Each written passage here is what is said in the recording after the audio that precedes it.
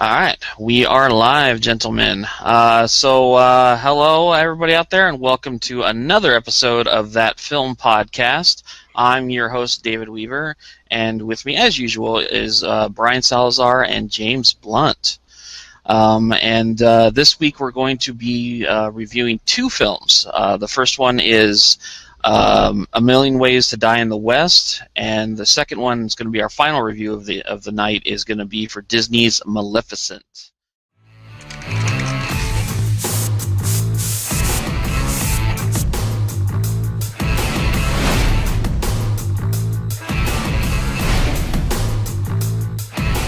The American West is a terrible place in time. Everything out here that's not you wants to kill you. Angry drunk people, hungry animals, outlaws. Oh, the fucking doctor. Albert! Holy shit. I'm just in the middle of surgery. Poor woman, her stomach devil was about to explode. I had to take it out. Her appendix? That's a fella. A Million Ways to Die in the West.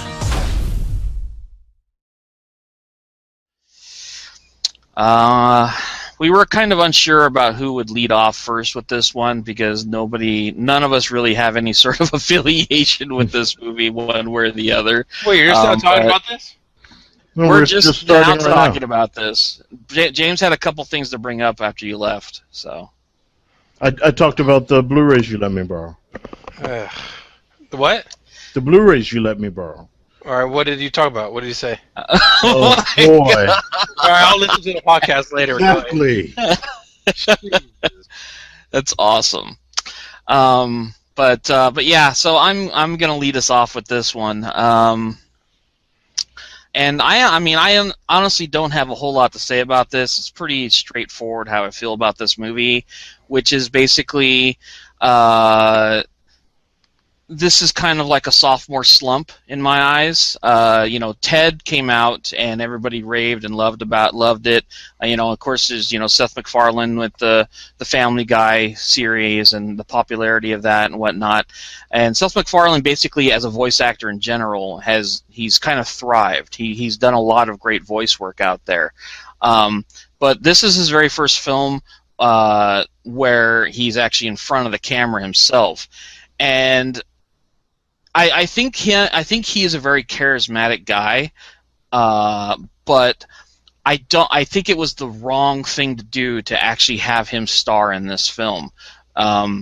Maybe he would have been better had he been like maybe a side character or something like that. But my main problem with this film is with the Seth MacFarlane as the actor, because he doesn't seem to be so much playing a character as he is like doing like a stand-up routine most of the film, where he's just pointing out things and then reacting to it. The whole Million Ways to Die in the West theme of the film, which is basically front-loaded, it kind of like it lends itself to like a person going, "Oh, hey, look at that," and then wants you to react to it.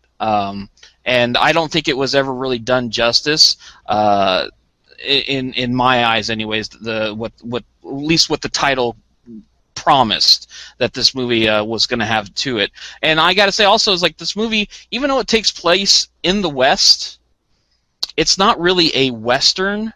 Like the storyline of the film is your kind of like basic romantic comedy, just kind of removed from modern day and thrown into the West. I mean, this story could take place in any setting. It's basically a guy who loses his girlfriend, and then he stumbles upon another girl who so happens to be married to a jerk, and it's about those two learning, falling in love with each other, and then trying to fight for their love, and sprinkled all throughout the film around that storyline are all these like one-shot jokes and a ton of cameos that pop up left and right. And I don't think the movie has a consistent tone throughout it, other than the stand-up routine that Seth MacFarlane is doing.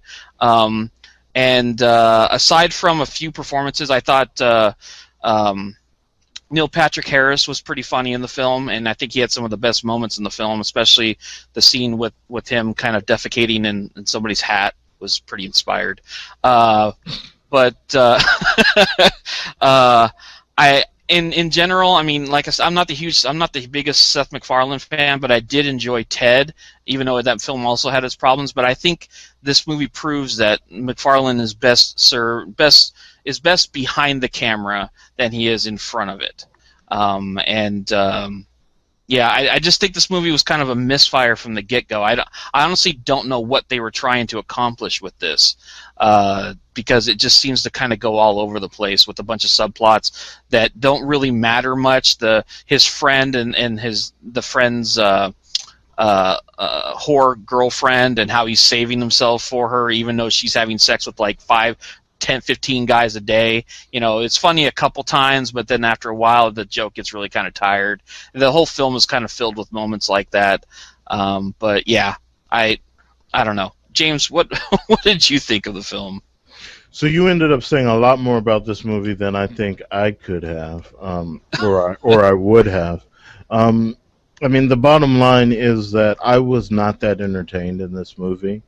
And I'm coming from the perspective of being someone who thinks that whether you like him or not, I think you have to admit that Seth MacFarlane is super talented. And like he has like a songwriting ability, because if you watch Family Guy and stuff, like they have original or sometimes parody songs throughout that are really entertaining, and he has like comic timing, and he has this really this real ability to push the boundaries and push the edges with his over the top and really sometimes like intentionally offensive or gross out type of humor. But he's only a decent actor, and he is certainly not a leading man. And this movie is on his back, and I feel like he wasn't able to carry it. Like you said, he's a lot of what is wrong with this movie. But like you said, it's the tone also that I didn't get, and I don't understand what they were going for tonally, because even just focusing now on Seth MacFarlane's character, I don't know what he was supposed to be. Well, they made him out to be like he's supposed to be a coward, but I got the feeling that more of the time that he was more of a dick than he was a coward. Well, first of all, I'm not going to address that at all. But he definitely wasn't a coward. But you're missing the point of what I was trying to say, is that in this movie, almost everyone else seems like they're from that time, and Seth MacFarlane seems like he's from now. Yes, and his jokes are about now, and his references are like now. Like, he's not a character in this movie. He's like an outsider commenting on the characters in this movie. Let me interject real quick. One of the conversations that my girlfriend and I had after we saw this film was exactly that, where the film, like, his character would have been a lot more believable had they introduced, like, I mean, this may sound kind of crazy, but this movie has a lot of crazy stuff in it, and I've seen crazier things, but had his character actually been from modern day and he got whisked back to the West. Something like that actually probably would have been a better story. Yeah. One thing about this movie, though, is, I mean, I sat there and I heard other people laughing. I smiled from time to time. I don't know that I ever honestly laughed. I'm trying to think of it. I think I remember laughing once, but I don't even know what it was about. Was it the mustaches? It wasn't. It was not the mustaches. I smiled at the mustaches. The mustache shop. I thought that was clever. I thought, but that's the thing. I thought a lot of this was kind of clever, but nothing was hilarious. And I would like to know what it would be like to see this movie without having seen any trailers, because when the movie concluded, and let's mention at this point, Dave, that you saw an early release of the movie, so I don't know even know if you saw any after credit stuff. I don't think so.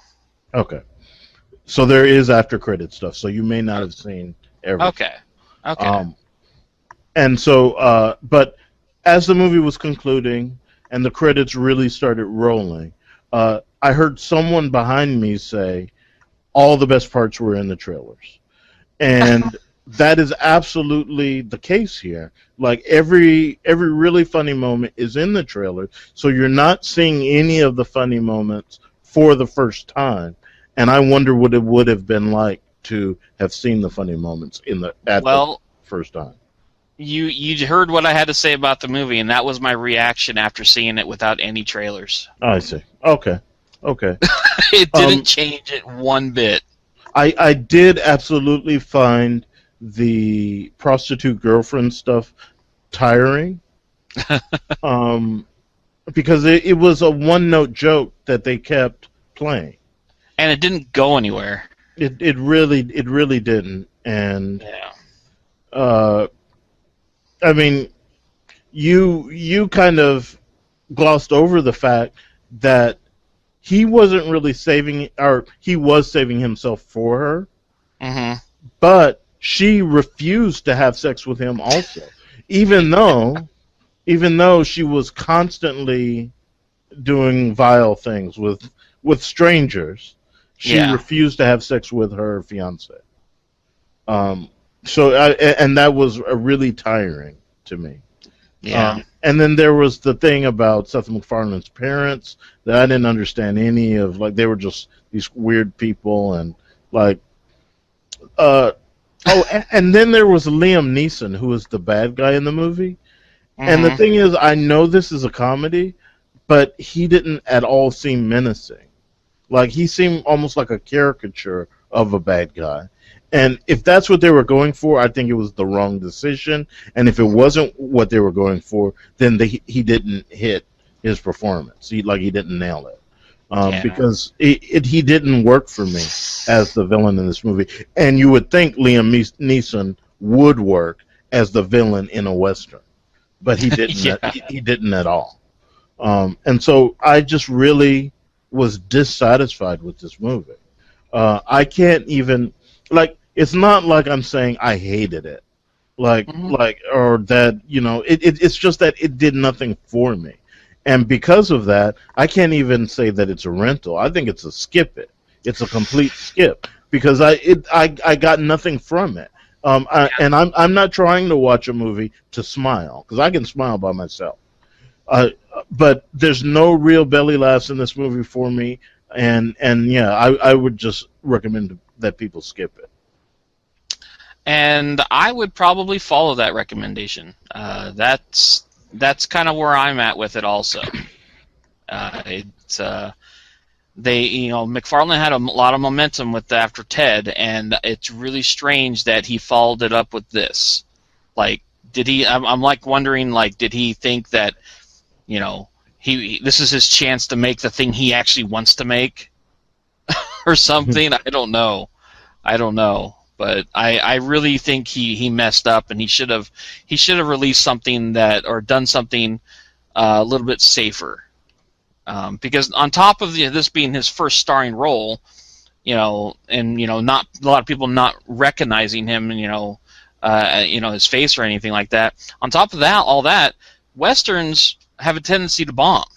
So making a western as your second film, that's not really the best way to go. You might want to wait a few more hits before you do that. Right, you want to have like a collection of movies under your belt and a following before you do something like this, because I mean, first of all, it's a period piece, then it's a western, then like you've got like musical numbers with what's his name, the mustache guy. Neil Patrick Harris. You've got the musical number with Neil. Like, this thing is all over the place. I think he needed a much more straightforward comedy. Like, if anything, maybe he should have tried to be the human character in Ted instead of something like this. Like, this is so over. Like, even with an established actor, this would have been hard to pull off. Yeah. So yeah, this is a weird choice for him. Is it better or worse than Cabin Boy? Well, what a comparison! Oh my God. Cabin Boy is better. Yeah, Cabin Boy's better. What? Okay.